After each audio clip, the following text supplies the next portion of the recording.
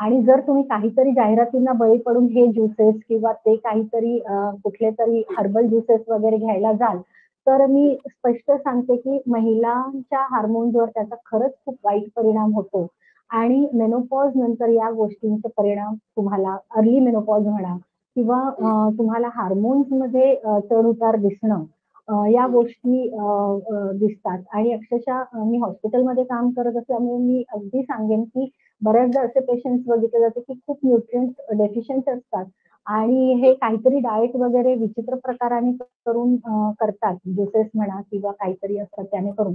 पण त्याचा परिणाम निश्चितच तुमच्या इंटरनल ऑर्गन्सवर होत असतो. कारण आपल्याला वाटतं, की मी हे घेते, अरे वाह! माझं 5 किलो वजन कमी झालं महिनाभरात. पण ते हं. वजन पुन्हा येणार असतं. त्यामुळे यो-यो डायटिंगच्या मागे न लागता रोजची भाजी, पोळी, भात, वरण, भाजी, सॅलड याच्यामधून तुमचं वजन कमी होणं गरजेचं